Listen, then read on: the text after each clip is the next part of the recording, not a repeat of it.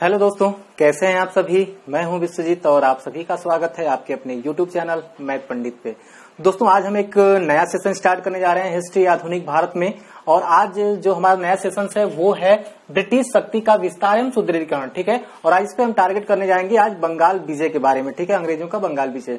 चूंकि जरा हम ध्यान से सुनते हैं, जो उनका शुरू में जब अंग्रेज आए, ठीक है ना, तो बहुत सारे इतिहासकार मानते हैं कि जब वो आए तो पहले से योजना लेकर आए थे कि हम अगर हम वहां पहुंचेंगे तो हमको क्या करना है, राजनीतिक शक्ति पे एकाधिकार करना है। ठीक है ना, या और बहुत सारे इतिहासकार ऐसे भी मानते हैं, उन्होंने कहा आए तो वो व्यापार करने के लिए थे, लेकिन यहाँ पे स्थितियां कुछ ऐसी बन गई जिससे कि उनको मजबूरवश, ये ब्रिटिश बोलते हैं, ब्रिटिश जो इतिहासकार है ना, उनका कहना है कि मजबूरवश जो है उनको राजनीतिक शक्तियां अपने हाथों में लेना पड़ा।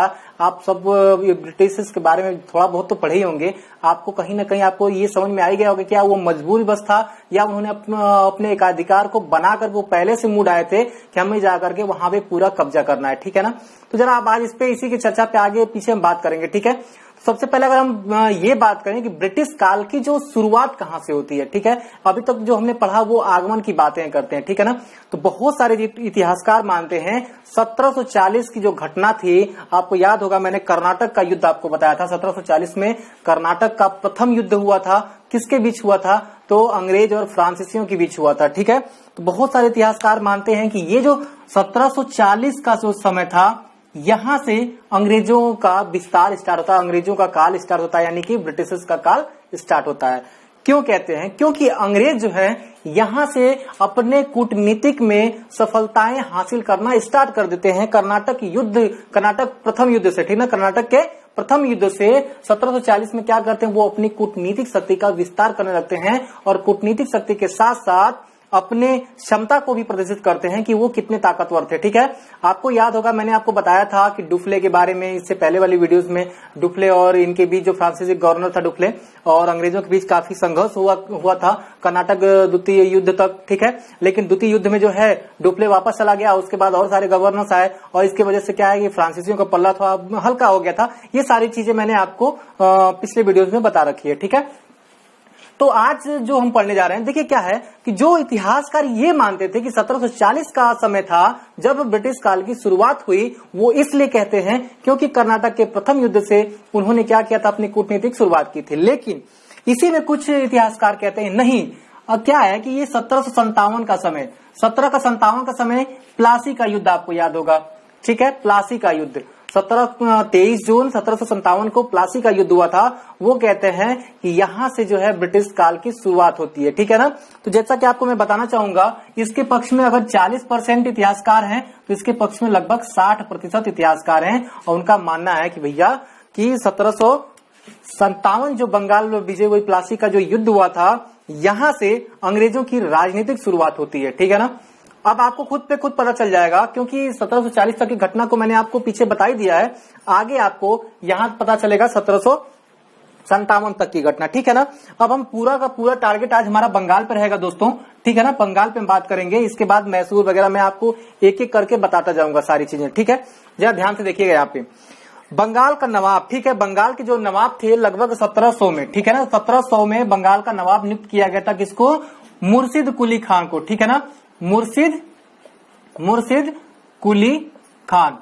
ठीक है ना, ये 1700 ईस्वी में मुर्शिद कुली खान को नवाब घोषित किया गया था। ठीक है ना, और इन्होंने इनका जो शासन काल था लगभग कब तक था, तो 1727 तक था। ठीक है ना, 1727 तक, यानी 1700 में इनको क्या किया गया था, 1700 में बंगाल का ये सत्ता अपने हाथों में लेते हैं और ये क्या होता है, 1727 तक जो है इनकी मृत्यु हो जाती है। आप इसको जरा याद रखिएगा। ठीक है, अब क्या होता है, मुर्शिद कुली खान के बाद सुजाउद्दीन जो इनका दामाद था। ठीक है ना, कौन था, सुजाउद्दीन, जरा ध्यान दीजिएगा। ठीक है, कौन था यहाँ पे, दामाद था। ठीक है ना, ठीक है, सुजाउद्दीन। ठीक है ना, सुजाउद्दीन था। अब देखिएगा यहाँ पे मुर्शिद कुली खान का जो दामाद सुजाउद्दीन था, ये इसके बाद नवाब बनता है। ठीक है ना, और इनके बाद सुजाउद्दीन के बाद मुर्शिद कुली खान का एक अयोग्य बेटा था। ठीक है ना, वो लगभग 1 साल तक शासन करता है। ठीक है ना, इनका अयोग्य बेटा था। ठीक है ना, किसका बेटा था, जरा ध्यान से दीजिएगा, इनका। ठीक है, मुर्शिद कुली खान का बेटा। ठीक है, ये लगभग 1 सालों तक, लगभग 1740 की घटना है, ठीक है ना। ये 1740 में ये क्या करता है कि ये राज करता है बंगाल पे, लेकिन काफी अयोग्य शासक, और इसका 1 साल से भी कम का इसका शासनकाल था, और इसके अयोग्यता की, अब देखिए क्या है, जब इसका 1 साल का शासनकाल, जब तक लगभग 1 साल से कम ही था, ठीक है ना। अब क्या होता है, इसके बाद इसकी तख्ता पलट कर देता है कौन, अली वर्दी खान, ठीक है ना। कौन करता है, तो अली वर्दी खान। जरा याद रखिएगा, नाम बहुत ज्यादा आपको इंपॉर्टेंट है, ठीक है ना। इसका जो है पत्ता कट करके क्या करता है कि अली वर्दी खान, ठीक है ना, अली वर्दी, ठीक है ना, खान जो है वो क्या करता है, वो बंगाल का नवाब बन जाता है, और ये लगभग शासन करता है आपका 1756 तक, ठीक है ना, 1756 तक। देखिएगा जरा, मैं आपको एक एक चीज आप ध्यान रखिएगा, 1700 से घटना याद रखना आपको कि 1700 में मुर्शिद कुली खान जो है बंगाल का नवाब बनता है, वो रहता है 1727 तक, और उसकी वो मृत्यु हो जाती है। फिर 1727 में क्या होता है कि सुजाउद्दीन जो है वो तख्त पे बैठते हैं, लगभग 14 साल का इनका शासन होता है, ठीक है ना। और 14 साल बाद जो है इनका दामाद था, ठीक है, जो सुजाउद्दीन थे वो दामाद थे। उसके बाद सुजाउद्दीन के बाद मुर्शिद कुली खान का एक अयोग्य बेटा, मैं बार बार अयोग्य इसलिए कह रहा हूं कि इसके पास शासन चलाने की कोई भी योग्यता नहीं थी, ठीक है ना। और लगभग ये इसी कारण जो है 1740 में ये लगभग 1 साल तक ही जो है, अब 1 साल से कम ही मान सकते हैं, उसी तरह ये क्या क्या अपना शासन किया, ठीक है। उसके बाद इसके अयोग्यता के कारण अली वर्दी खान ने इसको हरा करके, इस तख्ता पलट करके 1756 तक राज किया। कहां पे, तो बंगाल में। लेकिन अब बात आती है 1756 के आगे, ठीक है ना। 1756 के आगे बात क्यों आती है, क्योंकि देखिएगा जरा, 1756 में अली वर्दी खान की मृत्यु हो जाती है मराठों से लड़ते लड़ते, ठीक है ना। अब जरा ध्यान दीजिएगा, अली वर्दी खान के मरने के बाद उत्तराधिकार के दौड़ में कौन, क्योंकि इनका कोई पुत्र नहीं था, ठीक है ना। जरा याद रखिएगा, अली वर्दी खान का कोई पुत्र नहीं था कि आगे उनके सत्ता को संभाले। इनकी क्या थी, 3 बेटियां थी। कितनी बेटियां थी, 3, पहली, दूसरी, ठीक है ना, और ये तीसरी। 3 बेटियां थी, ठीक है, 3 बेटियां थी, और एक आपको कह सकते हैं कि राजबल्लभ, ठीक है ना, राजबल्लभ थी ना, राजबल्लभ थे, ठीक है। अब देखिएगा यहाँ पे 3 बेटियां थी, और तीसरी बेटी का लड़का था सिराजुद्दौला, ठीक है ना, सिराजुद्दौला, सिराजुद्दौला। जरा ध्यान दीजिएगा, नाम पे याद रखिएगा, सुजाउद्दीन, सिराजुद्दौला, कंफ्यूजन नहीं होना चाहिए, ठीक है ना। यानी कि अली वर्दी खान की 3 बेटियां, एक राजबल्लभ थे, ठीक है, वो बेटे नहीं थे ना कुछ थे, मतलब कि उनके मंत्रिमंडल से एक खास व्यक्तित्व थे, ठीक है ना, राजबल्लभ, ठीक है। और राजबल्लभ का लड़का था कृष्णदास। कौन था, कृष्णदास था, ठीक है ना। अब सिराजुद्दौला क्या होता है, ये जो है सबको हराने के बाद क्या करता है कि नवाब घोषित हो जाता है, ठीक है, अपने आप को नवाब घोषित कर देता है सिराजुद्दौला 1556 में अली वर्दी खान के मृत्यु के बाद। कौन था सिराजुद्दौला, तो अली वर्दी खान के तीसरी बेटी का लड़का था ये, ठीक है ना। लेकिन जरा ध्यान से सुनिएगा, दूसरी बेटी का भी लड़का था शौकत जंग, ठीक है ना। कौन था, शौकत, ठीक है, जंग, शौकत जंग। और पहली बेटी का नाम था घसीटी बेगम, ठीक है, क्या नाम था, घसीटी बेगम। अब क्या है ना, ये तीनों चारों जो है सत्ता के चक्कर में पड़े हुए थे कि कौन नवाब बन जाए, सब चाहते थे कि हम नवाब बन जाए, ठीक है ना। दूसरी बेटी चाहती थी कि मेरा लड़का शौकत जंग जो है वो नवाब बने, राजबल्लभ भी चाहते थे कि हम नवाब बन जाएं, ठीक है ना, घसीटी बेगम चाहती थी कि हमारा लड़का भी बन जाए, ठीक है ना। लेकिन इन सबकी दौड़ में सिराजुद्दौला जो है 1556 में नवाब बन जाता है बंगाल का, ठीक है ना। जैसे ही बंगाल का ये नवाब बनते हैं, अब देखिए क्या होता है, ये नवाब बन गए, बाकी सब क्या हो गए, अब इनके खिलाफ हो गए, ठीक है, कि भैया तुमने तो सत्ता ले ली, जैसे हमारे यहाँ योगी जी ही मुख्यमंत्री बन जाए तो फिर पीछे से क्या है, बहुत सारी पार्टियां जो है उनके विरोध करने लगती हैं, ठीक है ना। अब देखिए क्या है, या फिर कोई भी पार्टियां है, जैसे मान लीजिए अखिलेश यादव बन गए मुख्यमंत्री, तो बहुत सारे लोग भी उनका विरोध करने लगते हैं, ठीक है, क्योंकि वो खुद बनना चाहते हैं। लेकिन वहां पहले क्या था, अभी तो जनता चुनती है, लेकिन उस समय कोई भी नियम नहीं था, जो ताकतवर था वो जो होता था वो जाकर के गद्दी पे बैठ जाता था, ठीक है ना। सिराजुद्दौला के बनने के बाद अब क्या क्या चीजें होती हैं, शौकत जंग, ये सारे लोग मिलकर के इसका विरोध करते हैं, बहुत सारे षड्यंत्र करते हैं, और इस षड्यंत्र के वजह से क्या करता है, ये शौकत जंग जो है सिराजुद्दौला पे आक्रमण करता है, और इसी आक्रमण के कारण सिराजुद्दौला ने शौकत जंग को एक युद्ध में हरा करके मार डालता है, ठीक है ना। क्या करता है, युद्ध में हराता है, और ये शौकत जंग क्या होता है, मारा जाता है, इसका चैप्टर क्लोज कर देता है कौन, सिराजुद्दौला। अब देखिए क्या है, जब ये मर जाता है ना, तब क्या होता है, इसके आगे की जो घटनाएं थी, क्योंकि अंग्रेजों को एक चीज पता था कि इनके परिवार में जो है षड्यंत्र चल रहा है, ठीक है ना। इनके परिवार के आंतरिक कलह को उन्होंने टारगेट किया और आंतरिक कलह को उन्होंने निशाना बनाने के बाद उन्होंने क्या किया कि इसके अंदर हमला किया, ठीक है ना। क्योंकि देखिए अंग्रेजों की एक नीति थी, फूट डालो राज करो, ठीक है ना। और वो पहले से ही क्या करते थे, अपने दिमाग का यूज करते थे। और हम सारे हिंदुस्तानी जो थे उस समय शायद उनके तुलना में कमी दिमाग था, इसलिए शायद इनको क्या करते थे, अपना मोहरा बनाते थे। मोहरा बनाने के बाद इन लड़ाइयां करते थे, लड़ाइयों में उनको हराने के बाद उनसे ही क्या करते थे, राज करवा करके अपनी सत्ता उनके ऊपर थोप देते थे, ठीक है ना। तो जरा ध्यान दीजिएगा, सिराजुद्दौला का अंग्रेजों से झगड़ा कब होता है, किस बातों को लेकर के अंग्रेजों से इसका टकराव होता है, जरा इस पे हम ध्यान देंगे, ठीक है ना। देखिएगा जरा, सिराजुद्दौला जो है इसका जब अंग्रेजों से जब किस बात के लिए झगड़ा होती, तो पहला कारण था दोस्तों कि अंग्रेजों ने बिना नवाब की इजाजत के किलेबंदी चालू कर दी, कलकत्ता में किलेबंदी चालू कर दी, पहला कारण, ठीक है ना। दूसरा कारण क्या था कि ये जो राजबल्लभ थे, राजबल्लभ का जो बेटा था कृष्णदास, ठीक है, ये जो था न्याय दंड से बचने के लिए अंग्रेजों के पास जाके भाग गया था, ठीक है ना। और अंग्रेजों ने इसे शरण दिया था, किसको, कृष्णदास को, ठीक है। किसका बेटा था, राजबल्लभ का बेटा था कृष्णदास, इसको अंग्रेजों ने शरण दिया था, ठीक है ना। अब यही दो मेन कारण थे जो सिराजुद्दौला को क्या किया, थोड़ा सा विचलित कर दिया। अंग्रेजों का जो था, इसी दो कारणों से सिराजुद्दौला का थोड़ा सा एक मन जो है विचलित हो गया अंग्रेजों के प्रति, ठीक है ना। अब सिराजुद्दौला क्या करता है, उसने कहा यार मैं नवाब हूं, मेरे से बिना पूछे मेरे ही राज्य के अंदर तुम किलेबंदी कर रहे हो। अब उसने क्या किया, उसने कासिम बाजार, ठीक है, सिराजुद्दौला ने कासिम बाजार, ठीक है, कासिम बाजार, ठीक है, कासिम बाजार और फोर्ट विलियम, ठीक है, फोर्ट विलियम जो कलकत्ता में था, फोर्ट विलियम, उस पे ये जाकर के कब्जा कर लेता है, फोर्ट विलियम पे, ठीक है ना, विलियम। अब फोर्ट विलियम पे जाकर कब्जा कर लेता है दो जगहों पे, और अंग्रेजों को इतनी मार मारता है, दौड़ा दौड़ा के मारता है कि बेचारे जो है फुल्टी द्वीप पे जाकर के क्या करते हैं, अपने आप को सुरक्षित महसूस करते हैं, ठीक है ना। ये भाग जाते हैं कोलकाता से, बंगाल से भागने के बाद जो है कहाँ पे, फुल्टी, ठीक है ना, फुल्टी द्वीप थी, ठीक है ना, फुल्टी द्वीप पे ये भाग जाते हैं सारे अंग्रेज, ठीक है। सारे अंग्रेज जाकर फुल्टी द्वीप पे जो है अपना जान बचाते हैं। कहां से, किससे जान बचाते हैं, तो सिराजुद्दौला से, ठीक है। अब जरा ध्यान से देखिएगा, जैसे ही ये खबर जो है मद्रास पहुंची, और मद्रास में जो लगभग उस समय क्या था, आपका जो सेना का जो प्रतिनिधित्व कर रहा था रॉबर्ट क्लाइव, उसके पास जब ये खबर पहुंचती है तब वो मद्रास से वो बंगाल की तरफ वो चलता है, ठीक है ना। और वो क्या करता है, जैसे ही मद्रास से बंगाल की तरफ आता है वो सीधा अटैक करता है और चंद्रनगर को अपने कब्जे में ले लेता है, फोर्ट विलियम को भी अपने कब्जे में ले लेता है जीतने के बाद।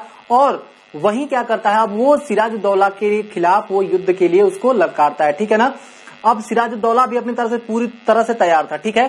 सिराजुद्दौला भी पूरी तरह तैयार होने के साथ उसने कम से कम 50,000 की, ठीक है ना, 50,000 की सेना तैयार की, ठीक है। इतनी बड़ी सेना तैयार की थी 50,000 की, और अंग्रेजों की सेना सिर्फ 3200 थी, ठीक है। अंग्रेजों की सेना सिर्फ 3200 थी और सिराजुद्दौला का 50,000 सैनिक थे। लेकिन अंग्रेज भी जानते थे, उन्होंने इस सेना को देखा और देखने के बाद सीधे ही उसके परिवार में जो लोग इसके विरोधी थे, इसका ही एक सेनापति था मीर जाफर, ठीक है ना। सिराजुद्दौला का एक सेनापति था, कौन, मीर जाफर, ठीक है ना। मीर जाफर जो था ये इसका सेनापति था, और इसको जो है अंग्रेजों ने अपने पक्ष में मिला लिया, ठीक है। इसको क्या किया, अपने पक्ष में मिला लिया। और जैसे ही मीर जाफर को अपने पक्ष में मिलाया, तो मीर जाफर जब जैसे ही मिलाने का मतलब ये हुआ, युद्ध मैदान में सिराजुद्दौला के उतरने से पहले ही इसने क्या कर लिया कि आधी सेना इसमें से गायब कर दी, ठीक है ना। क्योंकि सेनापति था और सेनापति होने के कारण अंग्रेजों से ये जाके मिल चुका था, और इसलिए बहुत सारी सेनाएं इसके हाथों में भी थी। और ये क्या करता है कि सारी सेना लेकर, अपनी सेना लेकर के ये अलग हो जाता है, और जिससे कि सिराजुद्दौला क्या होता है कि अकेला पड़ जाता है। अब ये सिराजुद्दौला क्या करता है, ये सारी चीजें देखता है, और देखने के बाद वो कहता है भैया यहाँ से भाग लो, नहीं तो फिर अब तो यहाँ पे जाएंगे, ठीक है ना। सिराजुद्दौला कैसे ही अपनी जान बचा के भागता है, और भागने के बाद अपनी बीबी के साथ जैसे ही जाना चाहता है ना, तो इसका बेटा मीर जाफर का जो बेटा होता है ये सिराजुद्दौला को मार गिराता है, ठीक है, उसको पूरी तरह से खत्म कर देता है। यहाँ पे सिराजुद्दौला का चैप्टर क्लास हो गया, ठीक है ना। लेकिन ये जो लड़ाई हुई थी, जरा ध्यान दीजिएगा, ये जो लड़ाई हुई थी सिराजुद्दौला और अंग्रेजों के बीच, ये लड़ाई कौन सी थी, ये लड़ाई कौन सी थी, यही लड़ाई थी प्लासी की लड़ाई, ठीक है। कब हुई थी, तो 23 जून, ठीक है ना, 23 जून और सन 1757 ईस्वी में प्लासी की लड़ाई हुई थी, ठीक है ना। प्लासी की लड़ाई किसके बीच में हुई थी दोस्तों? ये हुई थी सिराजुद्दौला और अंग्रेजों के बीच, ठीक है, जिसमें मीर जाफर ने क्या कर दिया, गद्दारी कर दिया और अपनी सैनिक लेके आ गया। और जैसे ही ये सारी घटनाएं देख लेता है सिराजुद्दौला और वहां से सीधे भाग जाता है, और भागने के कारण ये होता है कि मीर जाफर का बेटा उसको जो है गद्दारी से मार देता है, ठीक है।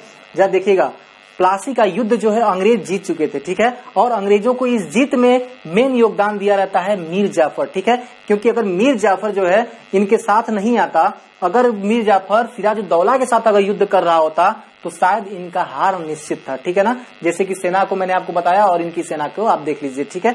अब क्या था, मैं थोड़ा सा इसको मिटाना चाहता हूँ, ठीक है ना, अगर आपको जो है पूरी चीजें समझ में आ गई होगी, ठीक है। मैं देखता हूँ आगे चीजें, ठीक है। अब क्या होता है कि जो भी अंग्रेज थे ना, मीर जाफर को वहां बंगाल का नवाब बना देते हैं, ठीक है, क्योंकि मीर जाफर ने अंग्रेजों का साथ दिया था, इसलिए बंगाल का नवाब इसको घोषित कर दिया जाता है, ठीक है। इसके बदले में मीर जाफर से जो है 17.5 लाख रुपए की राशि ली जाती है, ठीक है ना। कितनी राशि ली जाती है? तो 17.5 लाख, ठीक है ना। ये 17.5 लाख की राशि जो है मीर जाफर को अंग्रेजों को देना पड़ता है। इसके साथ साथ 24 परगना, ठीक है ना, 24 परगना का राजस्व, सॉरी जमींदारी भी ये लोग क्या, 24 परगना का जमींदारी भी अंग्रेज ले लेते हैं इनसे। और 24 परगना की जमींदारी लेने के साथ साथ बंगाल, ठीक है ना,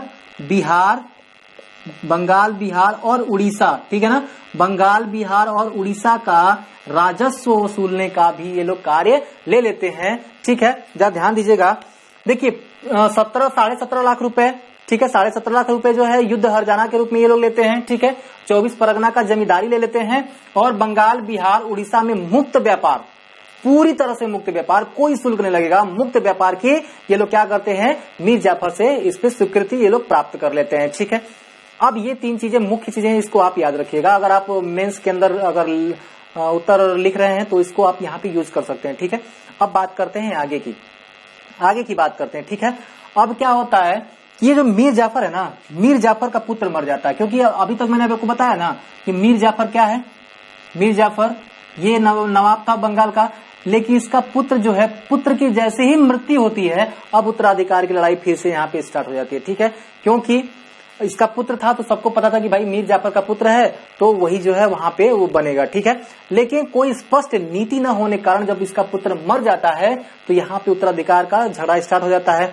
तो उस समय का जो गवर्नर था, उस समय का जो बंगाल का अंग्रेज गवर्नर था, वो जो है मिल करके मीर जाफर को हटा करके इसके दामाद, मीर जाफर के दामाद मीर कासिम, ठीक है ना, मीर कासिम को क्या करता है, बंगाल का नवाब घोषित कर देता है। किसको? मीर कासिम को। जरा ध्यान से सुनिएगा, मीर कासिम को बंगाल का नवाब घोषित करता है। लेकिन ये जो मीर कासिम था ये बहुत चालाक था, इसको पता था कि जो अंग्रेज हैं ये कहीं ना कहीं जो है टारगेट करेंगे और मुझे भी गद्दी से हटा देंगे, कोई दूसरा अगर मिल जाएगा तो, ठीक है। तो इसने सबसे पहले 2 कदम महत्वपूर्ण उठाए।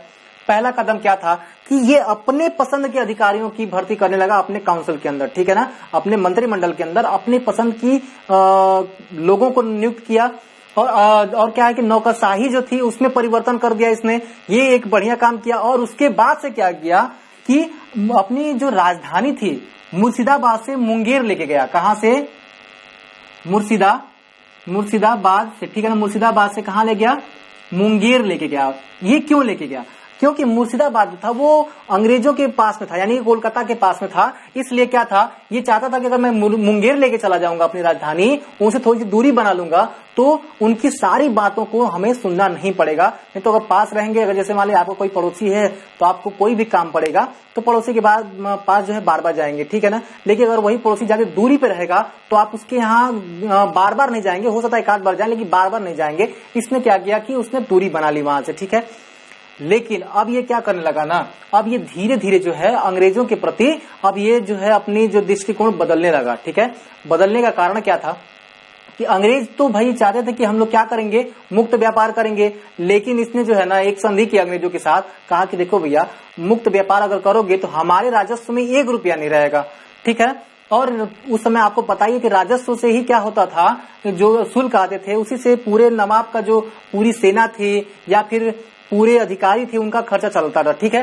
तो इसने कहा कि चलिए आप लोग क्या करिए 9% जो है, ठीक है, आप लोग 9% का शुल्क दीजिएगा, जो कि आपको पता होगा कि मीर जाफर के समय में ये 3 जगहों पे इनको क्या था, शुल्क मुक्त व्यापार हो गया था ना। ये लोग चाहते थे शुल्क मुक्त व्यापार, लेकिन मीर कासिम कहते हैं कि 9% का आपको शुल्क देना पड़ेगा, ठीक है। अब अंग्रेज यहाँ पे पगला गए, ठीक है। अब कहे कि भैया हमारा जो है जन्म सिद्ध अधिकार समझते थे अपने आप को, ठीक है, वो चाहते थे कि जो मुक्त शुल्क व्यापार है वो उनका जन्म सिद्ध अधिकार है, इसलिए वो विरोध करने लगे। अब ये भी जो है क्रांतिकारी कदम उठा लिया मीर कासिम। ये क्या करता है कि कहता है कि जब तुम लोग दूसरे देश से आकर के हमारे देश में शुल्क मुक्त व्यापार करोगे तो क्या हमारे देश के जो व्यापारी हैं वो नहीं करेंगे क्या। इसने हमारे देश के व्यापारियों को भी क्या कर दिया, शुल्क मुक्त व्यापार के लिए अर्जी दाखिल कर दी, जाओ भैया तुम लोग भी क्या करो, अब शुल्क मुक्त व्यापार करो, हमारे भारत के व्यापारी भी, ठीक है। अब इससे अंग्रेजों को आहत हुआ, अंग्रेजों ने इसे अपमानजनक टिप्पणी समझा, ठीक है। उसने कहा कि अब अंग्रेजों को ये लगा कि हमारे साथ साथ यहाँ के व्यापारियों को भी अगर शुल्क मुक्त व्यापार अगर दे दिया जाए तो यानी कि व्यापारियों का हमसे तुलना किया जा रहा है, ठीक है ना, तो उनको अच्छा नहीं लगा। इसलिए मीर कासिम को 1763 के अंदर युद्ध के अंदर इसको दौड़ा के मारे सब, ठीक है ना। लेकिन मीर कासिम भी चलाता, ये भाग गया सीधे पटना से गया अवध, और अवध में जब गया तो अवध के जो देखिए यहाँ पे, अब यहाँ पे जो है ना 1764 की बक्सर का युद्ध यहाँ से स्टार्ट होने वाला है, जरा ध्यान दीजिएगा, ठीक है ना। अब ये पहुंचता है सीधे कहाँ पे, अवध में, ठीक है, अवध, ठीक है। देखिए यहाँ पे अवध में पहुंचता है, तो अवध के उस समय शासक कौन थे, अवध में जो शासक थे सुजाउद्दौला। देखिए सिराजुद्दौला अलग था, जो 1756 में था बंगाल का नवाब सिराजुद्दौला, यहाँ पे अवध का नवाब था सुजाउद्दौला। क्या था, सुजाउद्दौला। जरा यहाँ पे ध्यान दीजिएगा क्योंकि यहीं पे कंफ्यूजन पैदा हो जाती है। सिराजुद्दौला, सिराज, ठीक है ना, ये सुजाउद्दौला है, ठीक है, वो सिराजुद्दौला था, ठीक है, जरा ध्यान दीजिएगा सिराजुद्दौला। और यहीं पे जो था मुगल सम्राट शाह आलम द्वितीय था, शाह आलम, ठीक है ना, शाह आलम द्वितीय, क्योंकि ये भी शरणार्थी था, शाह आलम द्वितीय, ये भी जो है शरणार्थी बन के यहाँ पे आया हुआ था, क्योंकि आपको पता था कि नादिर शाह वगैरह का उधर हमला हो रहा था, इसलिए ये बेचारा ये भी भाग करके यहाँ पे आ गया था, ठीक है। अब दूसरी बात ये थी दोस्तों कि शाह आलम के बाद मीर जाफर भी दोस्तों क्या होता है ना कि अंग्रेज जब इसको दौड़ाते हैं मारने के 1763 में, ये भाग करके ये भी अवध आ जाता है, और ये भी कहाँ आ जाता है, मीर जाफर, यहाँ पे मीर कासिम, जाफर नहीं, यहाँ पे मीर कासिम करिएगा, ठीक है, मीर कासिम। जरा ध्यान से सुनिएगा। अब ये जो तीनों है ना, ये तीनों ही अंग्रेजों को हराने का एक षड्यंत्र बनाना स्टार्ट करते हैं, एक पूरा का पूरा षड्यंत्र बनाते हैं, पूरी रणनीति तैयार करते हैं अपनी कि हम लोग तीनों मिलकर के इन अंग्रेजों को हराएंगे, ठीक है ना। अब ये ऐसा ही करते हैं, और ऐसा करने के बाद इन्होंने विशाल सेना तैयार की, पूरी रणनीति भी बनाई, और अंग्रेजों से युद्ध के लिए कूद गए बक्सर के अंदर, ठीक है ना। बक्सर के अंदर कूदे 1764 में, आपको पता होगा अंग्रेजों और किसके बीच, अवध के नवाब सुजाउद्दौला, मुगल शासक शाह आलम द्वितीय और बंगाल का जो नवाब था मीर कासिम के बीच बक्सर का युद्ध होता है 1764 में, ठीक है ना, बक्सर का युद्ध, ठीक है ना, बक्सर का युद्ध होता है 1764 के अंदर, ठीक है। और जैसे ही 1764 के अंदर बक्सर का युद्ध है, तो आप देखिए यहाँ पे क्या होता है कि 1760 में फ्रांसीसियों को वांडीवास में हराने के बाद अंग्रेजों का भी मनोबल बहुत ज्यादा इंक्रीज था, ठीक है ना। और उन्होंने जब बक्सर के युद्ध में उनका जब सामना हुआ इन तीनों नवाबों से, तो अंग्रेजों ने बहुत बुरी तरह से इन बिचारों को दौड़ा के मारा, ठीक है ना, और बुरी तरह से इनको हराया। बात समझ में आई। और बुरी तरह से हराने के बाद क्या किया, अब देखिए यही युद्ध जो था वो 1764 का बक्सर का युद्ध था, ठीक है ना। अब हराने के बाद होती है इलाहाबाद संधि, ठीक है ना, जरा ध्यान दीजिएगा। कौन सी संधि होती है दोस्तों, इलाहाबाद संधि होती है, ठीक है। और इलाहाबाद की जो संधि होती है वो किसके बीच होती है, तो अवध के नवाब और किसके बीच में होती है दोस्तों, वो होती है मुगल शासक शाह आलम द्वितीय, क्योंकि मीर कासिम का यहाँ पे कोई मतलब ही नहीं है, क्योंकि उसका राज्य तो खुद ही उनके हाथ में है, ठीक है ना। तो इसलिए क्या है कि अवध के नवाब के साथ जो इलाहाबाद की संधि होती है वो होती है कब, इलाहाबाद की संधि, ठीक है ना, इलाहाबाद की संधि, ठीक है ना, संधि, ठीक है। जरा ध्यान दीजिएगा यहाँ पे इलाहाबाद की संधि कब होती है दोस्तों, कब होती है, तो ये होती है आपकी 1765 में।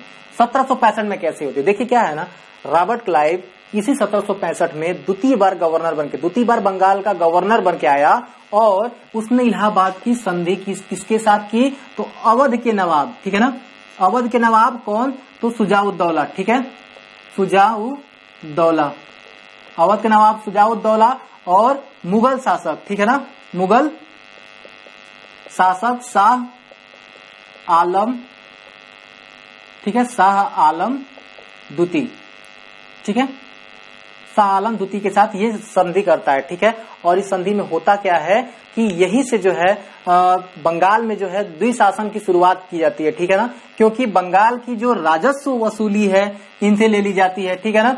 बंगाल से राजस्व वसूली का अंग्रेजों ने क्या किया, यहाँ से अधिकार प्राप्त कर लिया शाह आलम द्वितीय से, कब? इलाहाबाद की संधि से। और जब ये इन्होंने क्या किया, वहां पे द्वैध शासन की शुरुआत की, ठीक है ना। अंग्रेजों ने क्या की, 1765 ईस्वी के अंदर बंगाल के अंदर द्वैध प्रशासन की शुरुआत की, द्वैध शासन की शुरुआत की। और द्वैध शासन की शुरुआत करने का श्रेय किसको जाता है? तो वो रॉबर्ट क्लाइव को। किसको जाता है? तो रॉबर्ट क्लाइव को, जो 1765 में गवर्नर बने थे, कहाँ के? तो बंगाल के, ठीक है ना। तो आपको ये वीडियो कैसा लगा होगा, क्योंकि बंगाल के बारे में मैंने सारा सिनेरियो आपके सामने रखा है, एक एक चीज मैंने आपको बताई है, जो भी इसमें घटनाक्रम हुए हैं, ठीक है। तो आपको जो है सारे घटनाक्रम को, सारे फैक्ट को नोट करना है। मैं बार बार कहता हूं कि कॉपी पेन लेके बैठें और सारे फैक्ट को आप याद करें, सारे फैक्ट को लिख के रखें, जिससे कि क्या होगा, आपको रिकॉल करने में अच्छा रहेगा, ठीक है। तो आज का वीडियो कैसा लगा कमेंट करके जरूर बताइएगा। जय हिंद।